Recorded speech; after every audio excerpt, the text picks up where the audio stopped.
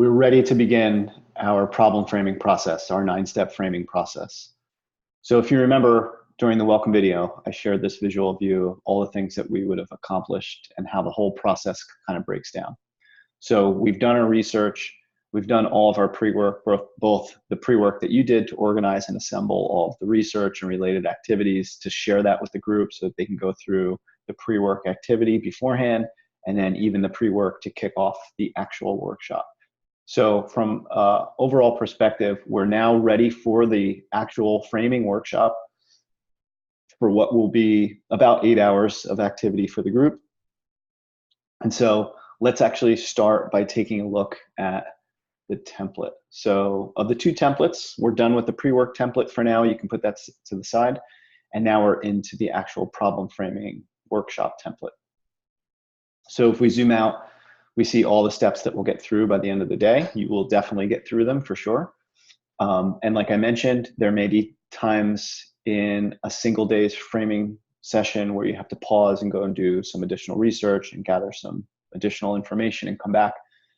But this arc is intended for you to get through no matter what kind of outcome or deliverable you're looking to learn more about, whether it's a product or a service.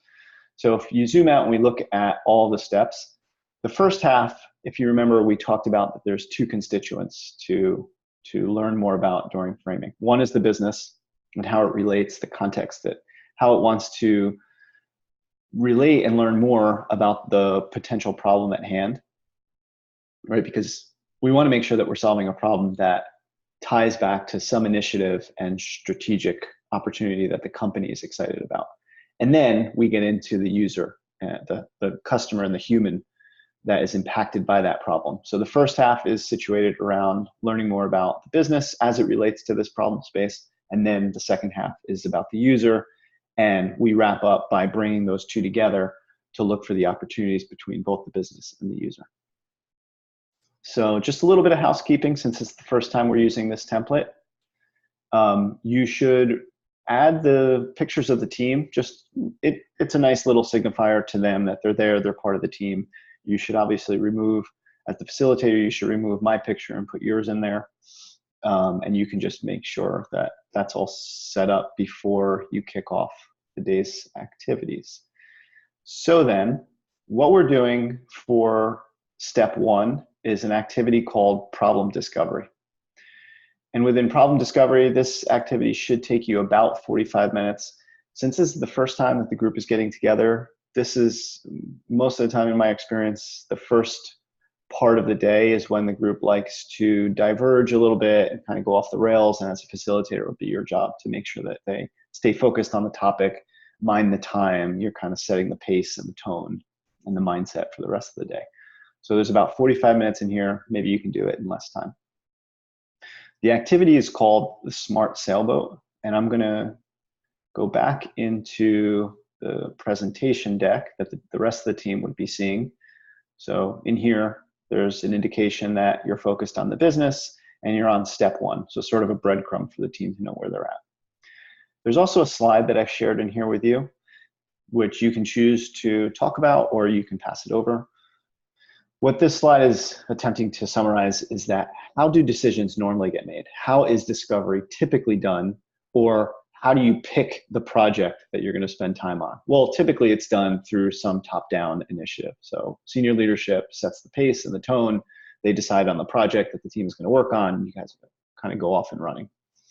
That introduces a lot of bias into it because those senior leaders or whoever decides, if there's a single person that decides on what a group of other people are going to be doing, there's a lot of bias that comes with that because they're tied to outcomes. They're working on projects, they're working on initiatives that they want to see get done, which may not necessarily serve the end user or the company overall. So bringing the group, the hive mind into this process will reduce a little bit of that bias. And putting the user front and center, of course, will keep the user in mind throughout the process.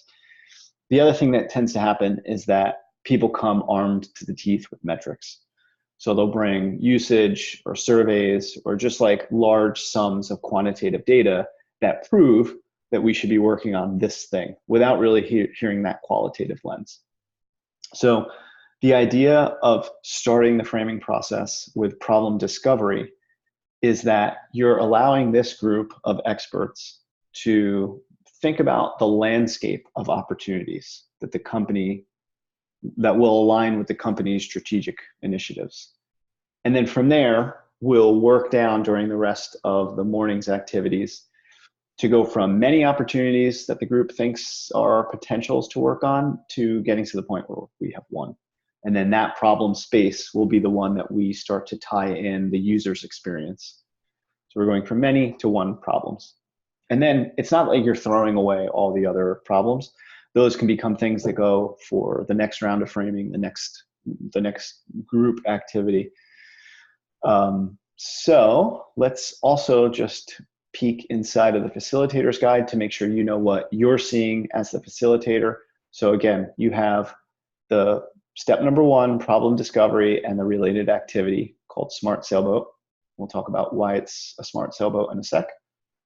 You have your overview. I do consider this an easy exercise that you're doing. It's challenging only in the sense that it's the first real activity of the day, and this is the first time the group is coming together. But otherwise, the guiding questions, the prompts, and what people have to contribute, and the way that they contribute is fairly straightforward. So the intention here, like I mentioned, is to get clear on a range of opportunities or problems. And I'll use those terms interchangeably because solving problems, of course, presents an opportunity for the company. So going from a range of opportunities that the group is curious and interested to learn more about, and just setting that as the ecosystem of opportunities that you're going to start the discussion with.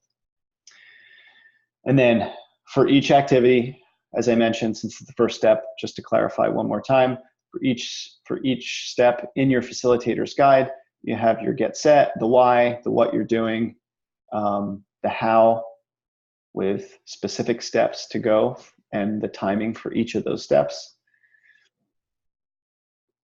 Any facilitator pro tips, which of course you should review before running the activity, and being clear on the outcome.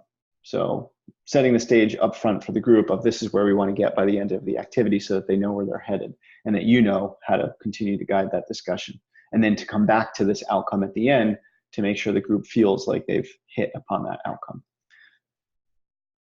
So I'm going to go back to the presentation deck. I know I'm jumping around a little bit in this video. In all honesty, the visuals that I'm looking at are in all of the content that you're looking at. So you can really choose to look at anything. When you're going through this as the first time as the facilitator, you can really choose to look at either the templates, the presentation deck, or the facilitator guide. It's just for different audiences, but the content is more or less the same. So why a smart sailboat? Well, in a typical sailboat activity, which is a great activity to do for discovery when you're trying to get a group of people to think about all the different things that could be potentially interesting to work on. The only challenge I found with just talking about the wind and the anchors, that's a typical sailboat activity, is that you start with the wind, you talk about the good things that are happening, the things that are propelling the company forward, and then you transition into anchors. What's holding us back? What do we want to work on? What are the opportunities that we see in our field of vision that if we work on it and improve and innovate will turn into wind?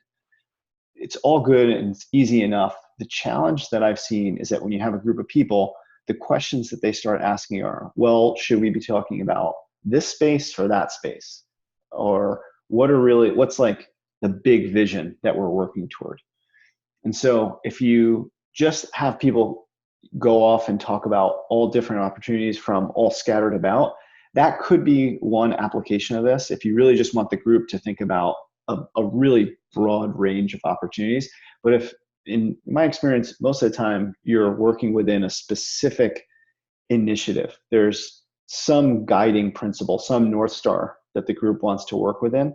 And it's good to set that as your constraint for the team so that the wind and the anchors and the icebergs that they then start to talk about have those guardrails and keep them focused, because constraints really are a beautiful way to focus the group.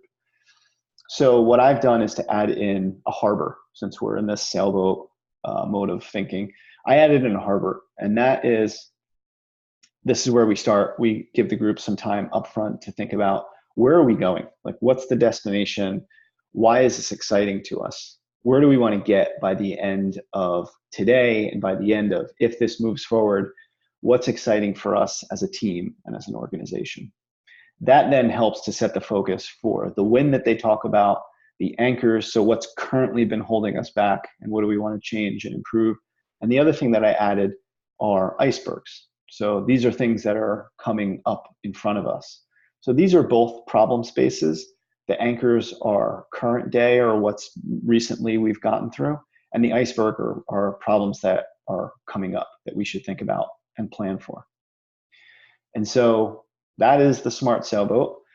What you'll do from here is you'll take your anchors and your icebergs and you'll move them into the next step of the framing process, which is problem sensing. So we've gone from many opportunities and problems. Our problems are our anchors and our icebergs, and we're going to start to plot them inside of a framework that helps us sense out the level of complexity. That's all for step 1, and I'll see you in step 2.